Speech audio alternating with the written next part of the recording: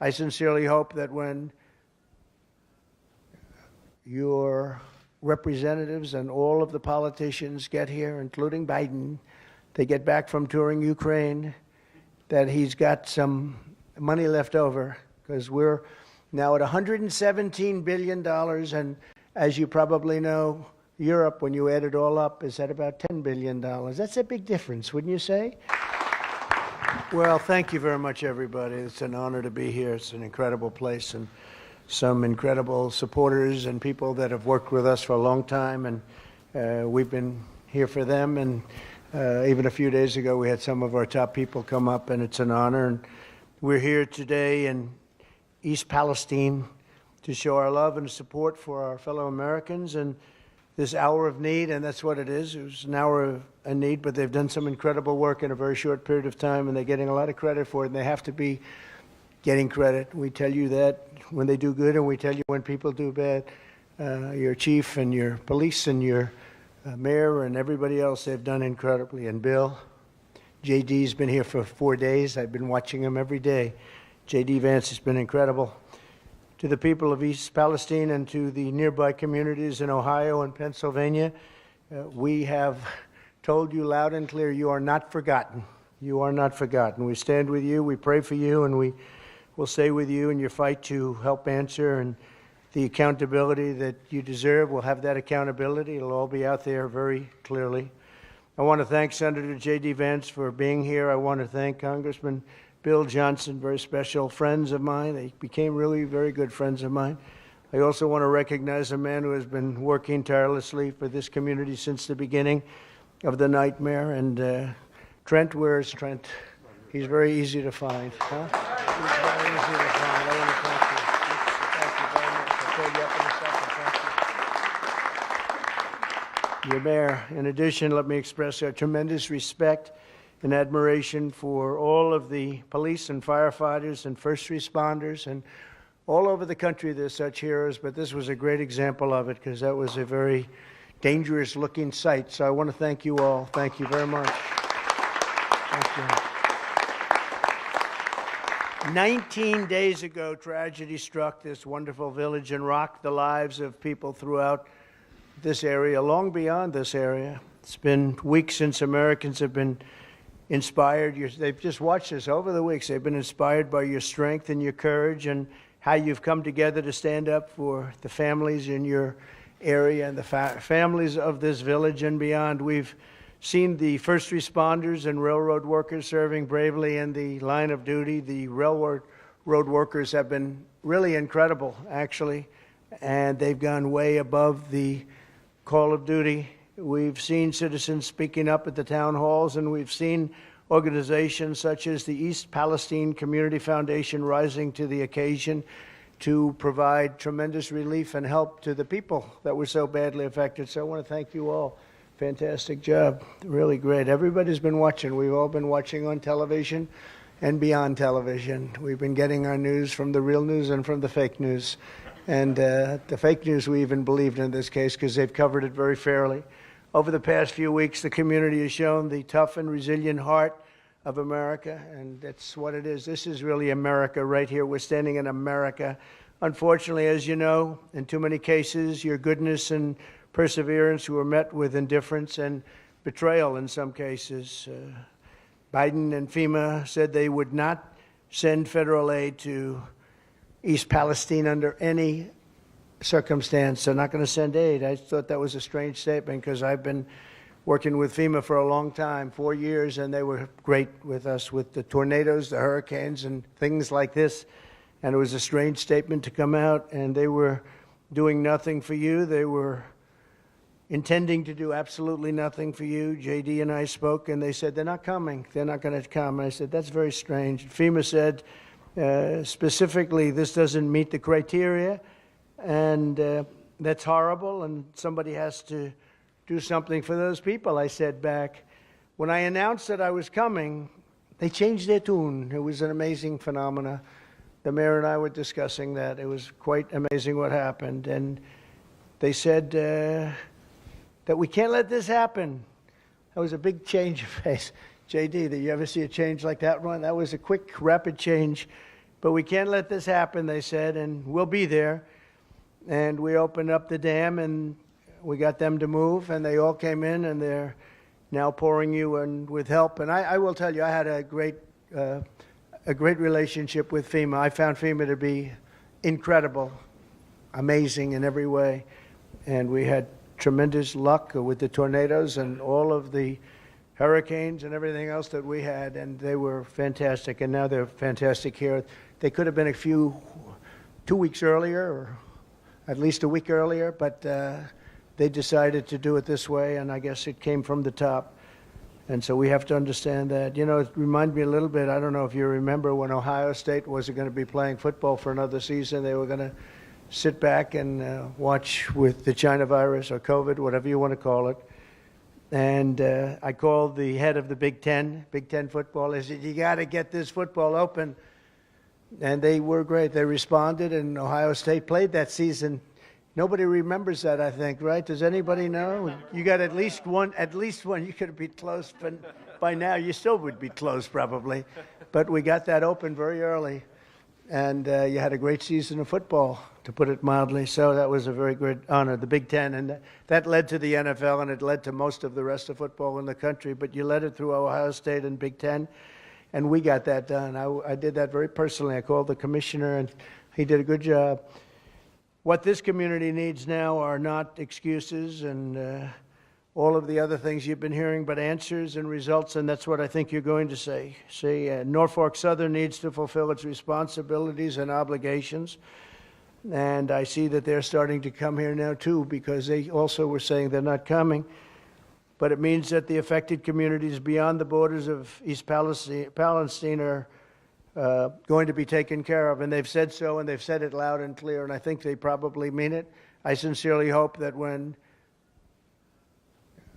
your representatives and all of the politicians get here, including Biden, they get back from touring Ukraine, that he's got some money left over, because we're now at $117 billion, and as you probably know, Europe, when you add it all up, is at about $10 billion. That's a big difference, wouldn't you say?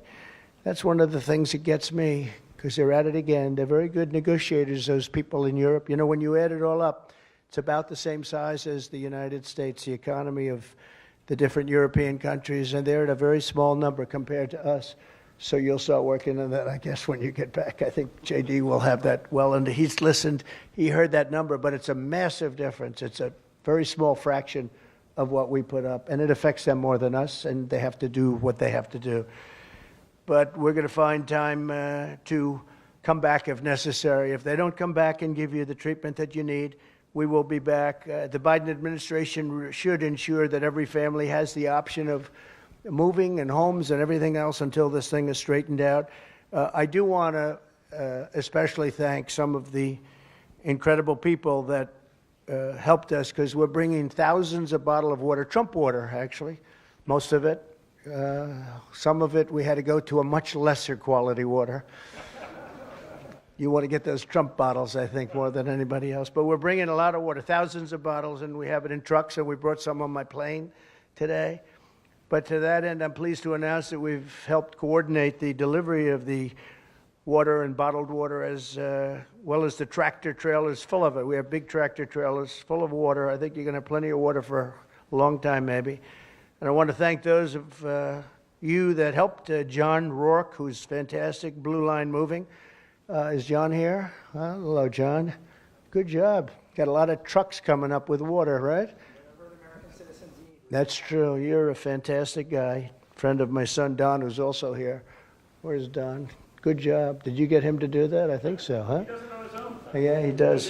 He's fantastic. He helps. Thank you very much, John. Appreciate it. Two Fellas Moving Company, and I want to thank the people within the Trump organization that helped us with all of the water. We got it from all of our different hotels, all of our different places, and it was great. They really came together. Also, I want to thank Sandy Pensler and his son, Jonathan Pensler, from Cortex in Michigan, for donating thousands of gallons of cleaning supplies. Thousands and thousands of gallons. Where are you guys? Where are they? Are they here? They're too busy putting it on the truck. But he get Cortex. If anybody knows the company, it's a very good company, big company, and they're They're giving tremendous amounts of cleaning supplies, which is what you're going to need.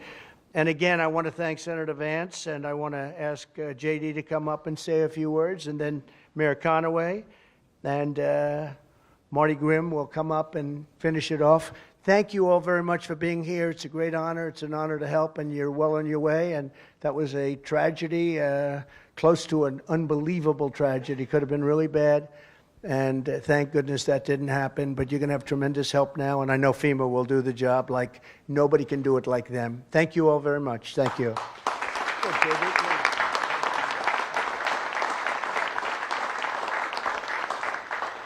Well, first, President Trump, thanks so much for coming and shining a light on this community. I think the most important thing that we can take from this visit is that we can't forget about the people of East Palestine, because there will be a rebuilding effort. We need to finish the cleanup effort. That's the most important thing. But most of all, we need to make sure that over the next 6 months, over the next year, over the next 2 years, that we don't forget the people of East Palestine who have been affected by this tragedy. You coming up here ensures that we do exactly that. So thank you, sir. It's great to have you. Don, it's great to have you. I just want to say that, I'm from Southern Ohio, and I've got to know this community very well over the last couple of weeks. It's such an honor to be here, and it's such an honor to get to know so many great people. The mayor, the fire chief have done such an incredible job. Senator Ruley, everybody has come together, Congressman Johnson, to make sure that East Palestine is at the top of everybody's priorities. So thank you for having me. Thank you for letting me play some small role in making sure this community survives and thrives. God bless you all. I love you.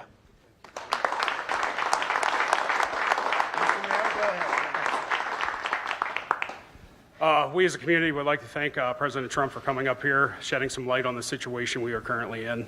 I also have to thank all the elected officials, all the firemen. The firemen saved this city. If it wasn't from them, that might sound like rhetoric, but it really is not. This could have been a very different situation if we wouldn't have had such quality firemen behind us.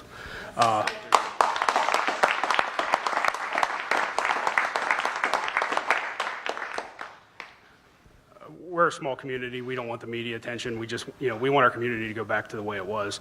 That is our end goal.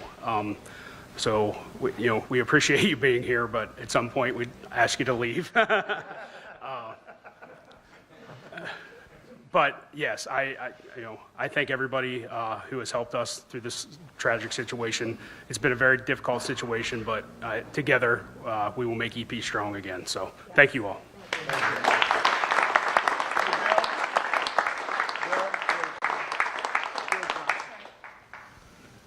Well, thanks everybody for coming out. And as I've said from the outset here, this is the kind of tragedy that should never come on a rural community like this. It's extremely unfortunate, but I have stood and watched and participated as this community has come together.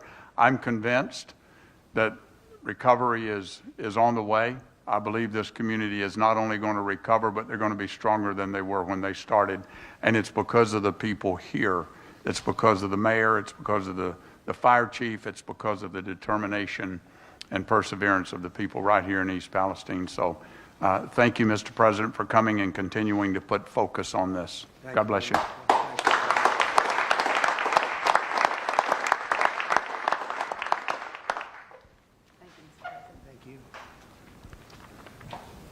Thank you, President Trump, for coming to our village today and drawing attention to this disaster recovery. My name is Marty Grimm, and I serve as president of the East Palestine Community Foundation. I am here today to speak on how to best financially assist our community and surrounding area.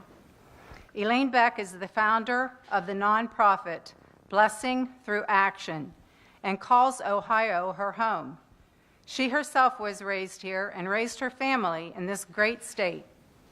Elaine felt compelled to help her fellow Ohioans in their desperate time of need.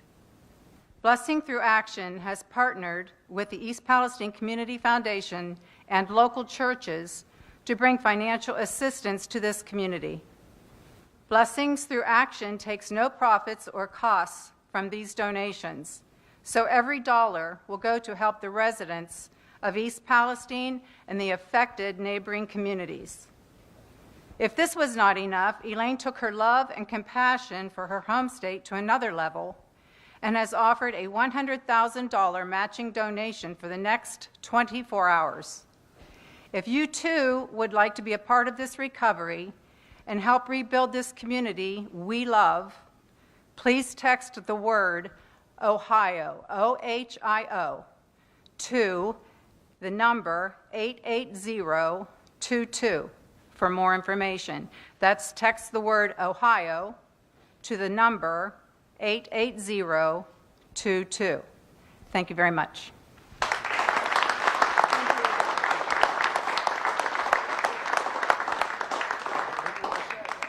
Want to say something to you? Come on, say a word. All right. Why not? First of all, President Trump, thank you, Thank you very for bringing this attention, getting the necessary resources here we need. I can't thank not only my guys, my men and women who did such an amazing job, but also the neighboring departments that came in to help us, Pennsylvania, multiple counties in Ohio, one resource out of West Virginia. Together, we worked as a unified team to make this, to get this situation under control where we are, and I can't thank those first responders enough. Columbiana County EMA was a crucial resource to us. Peggy Clark and Brian Rutledge, absolutely phenomenal people. I can't thank them enough for their help throughout this. Thank you very much.